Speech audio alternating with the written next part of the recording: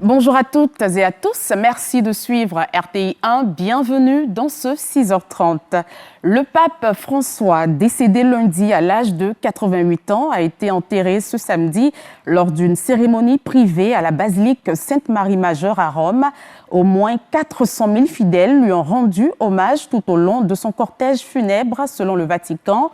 La messe de funérailles, marquée par la présence de nombreux chefs d'État, s'est tenue en matinée sur la place Saint-Pierre. En Côte d'Ivoire, l'inhumation des enfants décédés par noyade à Dabou le lundi de Pâques a eu lieu hier samedi.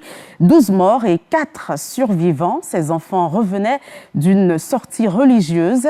La ministre de la Cohésion nationale, de la solidarité et de la lutte contre la pauvreté a pris part aux obsèques des disparus, traduisant ainsi le soutien du gouvernement aux familles endeuillées.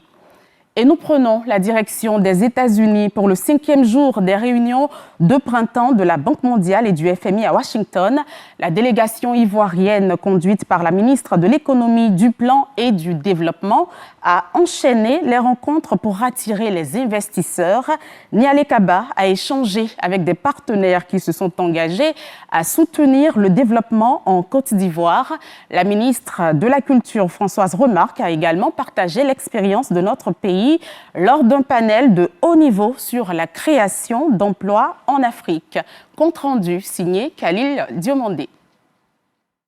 Dans les 5 prochaines années, 60 millions de jeunes Africains seront sur le marché du travail. Comment créer des emplois décents à grande échelle en faveur de cette jeunesse? À ces réunions de printemps de la Banque mondiale et du FMI, décideurs politiques et chefs d'entreprise ouvrent la réflexion sur le sujet. La Côte d'Ivoire partage son expérience par la voix de la ministre de la Culture en présence de sa collègue de l'Économie, du Plan et du Développement. Françoise Remarque met en avant le programme jeunesse du gouvernement 2023-2025, financé à hauteur de 1118 milliards de francs CFA pour la formation et l'insertion professionnelle d'1,5 million de jeunes. L'expérience de la Côte d'Ivoire a été très appréciée avec la vision du président de la République autour de l'employabilité des jeunes. N'oublions pas que 2024 a été l'année de la jeunesse décrétée par le président de la République et bien sûr avec un vaste programme autour de la jeunesse. Avec son prochain plan national de développement 2026-2030, le gouvernement ivoirien ambitionne de bâtir une économie plus forte, plus inclusive, tirée par le secteur privé et pourvoyeuse d'emplois pour les jeunes. La ministre Nialé Kaba multiplie donc les rencontres avec les partenaires à Washington, notamment l'Africa 50 et la Banque mondiale, en vue de favoriser des investissements en Côte d'Ivoire. J'ai vraiment apprécié ma visite il y a 2 semaines en Côte d'Ivoire. Je pense que la Côte d'Ivoire a un très grand potentiel. Je suis convaincu que le pays fait beaucoup d'efforts avec l'appui de la Banque mondiale et nos différents partenaires. Et je pense aussi que le pays est sur le bon chemin pour être au rang des pays à revenus intermédiaires de la tranche supérieure. J'ai également échangé avec la ministre sur divers secteurs à fort potentiel dans le cadre de notre future coopération.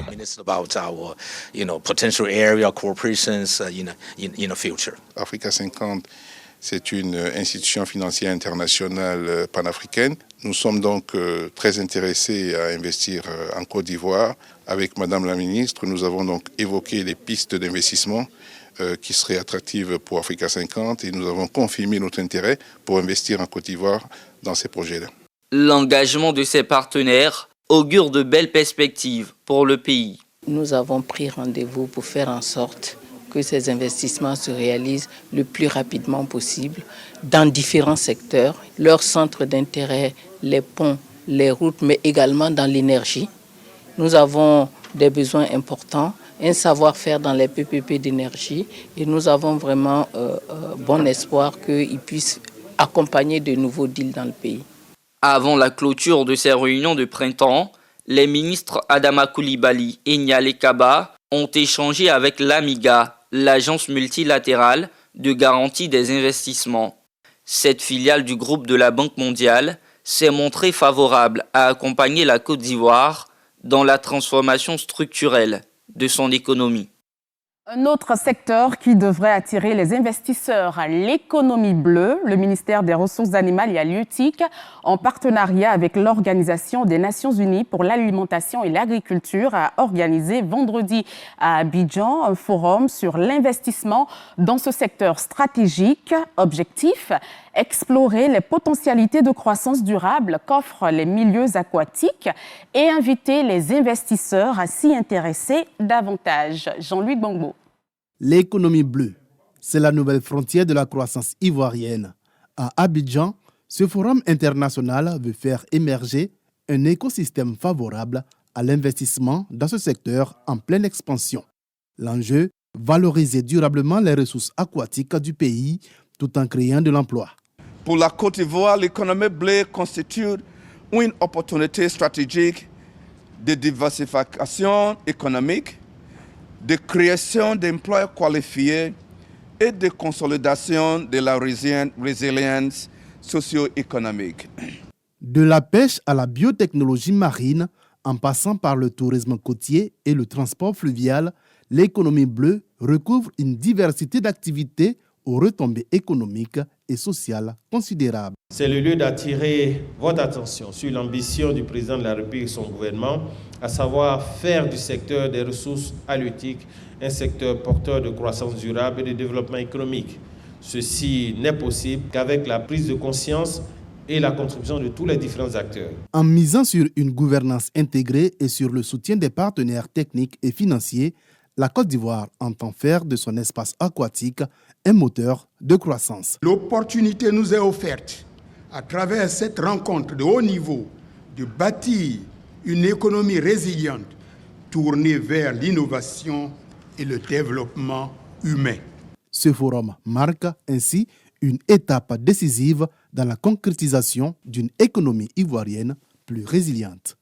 Il est désormais champion de la FAO. L'ex-international ivoirien Max Alain Gradel, double champion d'Afrique, a marqué de sa présence la 2e édition du Salon de la pêche et de l'aquaculture. Un engagement fort pour encourager la jeunesse à investir dans le domaine de la pisciculture, un secteur à fort potentiel en Côte d'Ivoire. Nous retrouvons Jean-Luc Gbongbo. Ils sont venus nombreux. Ces jeunes, étudiants pour certains, en quête d'opportunités pour d'autres, pour découvrir les opportunités qu'offre le secteur de la pêche et de l'aquaculture. Et c'est une voix bien connue qui a capté leur attention, celle de Max Alain Gradel. Il faut sensibiliser beaucoup la jeunesse sur ça. Je pense que la jeunesse n'est peut-être pas assez informée de toutes ces choses-là. Donc c'est pour ça que nous, on est là pour qu'ils prennent conscience et qu'ils soient informés des possibilités déjà sur place. Et pourquoi pas se lancer dans ce genre de choses-là. Désigné champion de la FAO, Max Alain Gradel s'engage désormais pour promouvoir l'agriculture durable, en particulier l'économie bleue en Côte d'Ivoire. Son message est clair, il faut croire en ce secteur encore sous-exploité, mais plein de promesses. La jeunesse ivoirienne en Côte d'Ivoire aujourd'hui doit se sentir concernée par tout ce qui est en train de se passer. Nous sommes déjà acquis à la cause. On vient donc épauler les gens ici pour dire que nous sommes dévoués. Chaque année, plus de 400 milliards de francs CFA sont dépensés pour l'importation de poissons. Une dépense que le pays veut inverser en valorisant sa production locale. La jeunesse a donc un rôle capital à jouer pour bâtir une souveraineté alimentaire durable. Parlons maintenant de littérature. 200 étudiants de philosophie à l'université Félix Houphouët-Boigny de Cocody ont visité récemment la fondation Amadou Hampâté-Bâ. Cela en vue de s'imprégner du parcours de l'homme et découvrir son riche patrimoine littéraire. À Midi Arasuba, Zakaria Traoré. Les étudiants licence 3 de philosophie de l'université Félix Houphouët-Boigny de Cocody sur les traces de l'écrivain Amadou Hampâté-Bâ. Une rencontre qui s'inscrit dans l'approfondissement des cours sur savoir et pouvoir dans Kaïdara et l'éclat de la grande étoile de l'auteur. Un moment en point de connaissance pour ces apprenants. Aucune société ne peut être posée sans les enseignements de nos érudits, de nos savants anciens, parmi lesquels l'on note avec intérêt Amadou Hampâté-Bâ. Ce qu'il faut retenir aujourd'hui, c'est important, c'est l'échange avec les étudiants l'échange de jeux et de questions qu'il y a, et de surtout faire savoir que Amadou Hampâté-Bâ est éternellement vivant dans nos cœurs et dans nos pensées, et que Kaïdara est un texte qui traverse les siècles et qui traverse tous les mondes entiers. La directrice de la Fondation Amadou Hampâté-Bâ salue la démarche de l'Université Félix Houphouët-Boigny de Cocody qui honore ceux qui ont porté la culture africaine au plus haut niveau tout en transmettant des valeurs philosophiques. Kaïdara, l'éclat de la grande étoile, Diendo Dewal, mère de la calamité, sont des classiques et étudiés. Et à travers ces contes initiatiques, ces deux permettent aux élèves d'avoir un sentiment intime d'appartenance et l'initiation qui visait donner à la personne physique une conscience morale afin de son intégration harmonieuse au sein de la société. En disparaissant le 15 mai 1991, Amadou Hampâté-Bâ léguait sa postérité à l'Afrique et au monde son patrimoine littéraire. L'association Lecture Constructive a lancé le 23 avril à Cocody la première édition de sa conférence publique dénommée Grand Panel, une action qui vise à rassembler les jeunes passionnés de culture autour des avantages de la lecture. Voyons cela avec Roxane Ambaché et Jean-Marc Udjadji. L'art de manier les mots et de faire sonner les notes font bon ménage. C'est sur cette douce mélodie que s'ouvre la première édition du Grand Panel. Convaincu que le livre est le levier du développement personnel et collectif, l'association Lecture Constructive entend faire la promotion de la littérature à travers une sensibilisation. Notre association a plusieurs activités. La base, c'est la lecture. C'est de proposer des livres chaque mois. Et ce livre est ouvert à tous. Il suffit simplement de manifester sa volonté d'intégrer notre association. Si nous avons la force d'ensemble, nous pourrons le lire. Parce que moi, je peux être plus de paresse de lire mon livre, mais comme j'ai en tête que nous sommes des milliers à lire en même temps, donc pour ne pas rester en retard, donc moi je lis. J'ai vraiment aimé, j'ai beaucoup appris et là encore j'ai plus l'engouement d'aller lire encore déjà les livres. Prestations d'art oratoire, jeux de balafon et remise de certificats sont entre autres les activités qui ont émaillé cette première édition. Le ministère de la Promotion de la Jeunesse, à travers son représentant, relève l'intérêt de cette initiative. Le ministre de la Promotion de la Jeunesse, de l'insertion professionnelle du service civique, M. Mamadou Touré, accorde une importance capitale à ce genre d'initiative. Il est vraiment disponible à accompagner la jeunesse dans ce genre d'action pour permettre à la jeunesse d'acquérir le savoir. La première édition du Grand Panel coïncide avec la Journée mondiale du livre organisée par l'UNESCO. Les organisateurs tiennent le pari de redonner le goût du livre à la nouvelle génération. Et pour terminer, hors de chez nous en Iran, le bilan de l'explosion au port du Sud s'alourdit à au moins 18 morts et 800 blessés selon un nouveau bilan. Les médias locaux indiquent que l'incendie s'est déclaré samedi vers 12h, heure locale, dans la zone de chargement des conteneurs des matières inflammables présentes sur le site, associées à une température avoisinant les 40 degrés Celsius, aurait accéléré la propagation du feu menant à l'explosion.